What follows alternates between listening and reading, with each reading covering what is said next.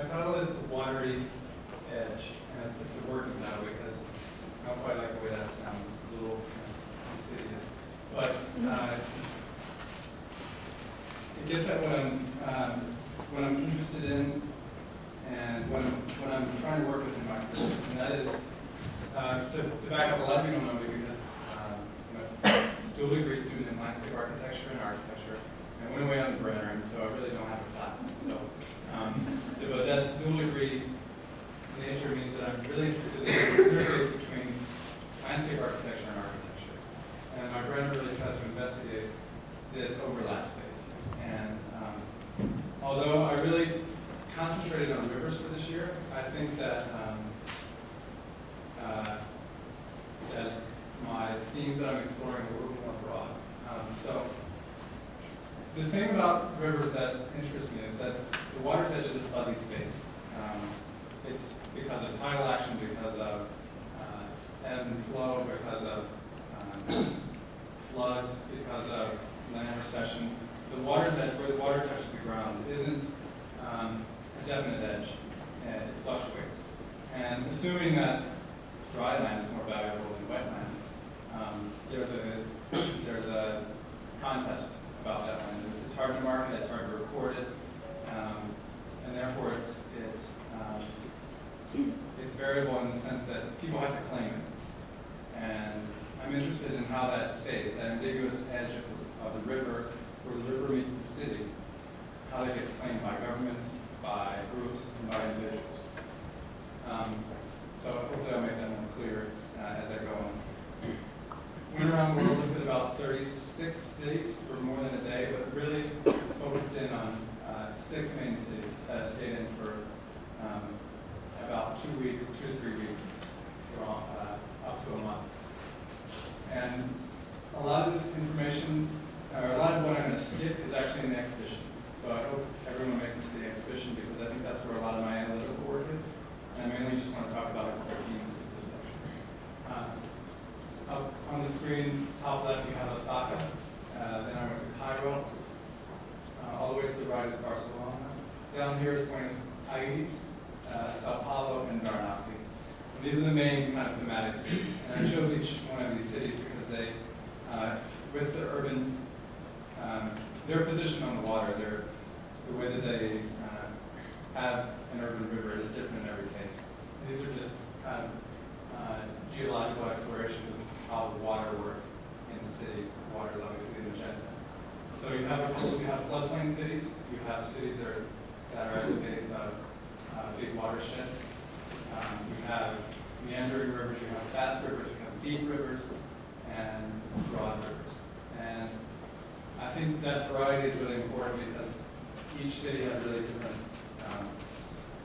ways of incorporating that dynamic space back into the city. The other kind of theme that comes up a lot is this idea of the formal water's edge versus the informal water's edge. And I'm really interested in both, again, because I'm interested in how it's incorporated into the city, and I don't really care so much if it's done with the government and by people themselves. These are 2 photographs from Cairo, both of them on the Nile, obviously. One informal on the left, it's an informal port. We're bringing in tomatoes from what's in the background in agricultural land. That's pretty much right in the middle of the city. On the right-hand side is a park that was just built, and right in the center of Cairo, and it kind of formalizes a lot of the, well, it formalizes the water's edge, but it's also one of the few parts. So methods.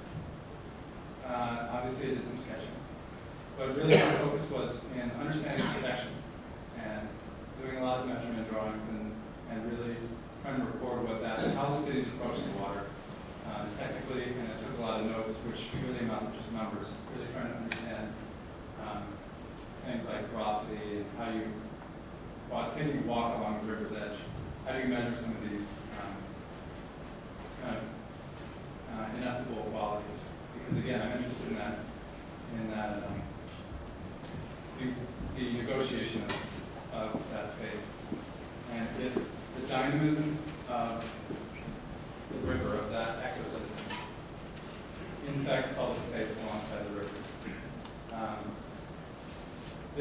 So I'm going to show 3 slides of some of the work that's in the exhibition room. All those sketches, the sections, and the notes add up to a 3-dimensional study of water's edge. And I did a few different ones for each city. I want to just briefly talk about those because they're a little bit standalone in the exhibition room. This is Cairo. This is public space along the water in Cairo, and its eventual privatization. And here you see, moving from left to right, 5 different typologies of how the city meets the river. Starting with A, which is the most open, where people are free to move about and access the water. To B, where there's a less inhabitable slope down to the water's edge, but still open for views. C, you get to a mixed stacking of public and private along the water's edge, where you have some people able to access it, others not. Moving up, you have different variations on that. And then finally, you have what's getting more and more common in Cairo, which is the complete construction of another urban edge along the waterfront, a private urban edge, blocking it off from the public. So I just like that stratum, the different ways that that the waterfront is still evolving. And in Cairo, at least, the river, the access to the river is a fundamentally charged thing in that society, even with the river controlled as it is now. People still want to touch it. So moving on to Sao Paulo, where I looked at not necessarily rivers, but flows. And Sao Paulo has a lot of flooding problems. So you have these rivers that are instantaneous, that form throughout the city whenever it rains. And so I looked at what the government is building, and they're calling them little pools. What they are is retention ponds along the flows of rivers that hold a certain amount of water. This one holds, this trough holds about 200,000 cubic meters, so they're pretty big. And I was really interested in how this large project in the middle of a dense urban core, actually carving out that core and replacing it with a pool, how that can be reincorporated into some of the existing corridors and connections that are in those different neighborhoods. Again, if you go in the exhibition room, this stuff is a little bit more noted than it is here. But finally, in Varanasi, I have some analysis of the different overlapping uses of the waterfront and how, with a very simple and open-ended, it's just stairs really, the whole waterfront is stairs. So with a very simple distribution of platforms and access, you get many, many different uses happening, anywhere from boat repair, religious ceremonies, tourist activities, and it's really what I would call a really open-ended space because it doesn't prohibit anything. It kind of allows all these different things to happen.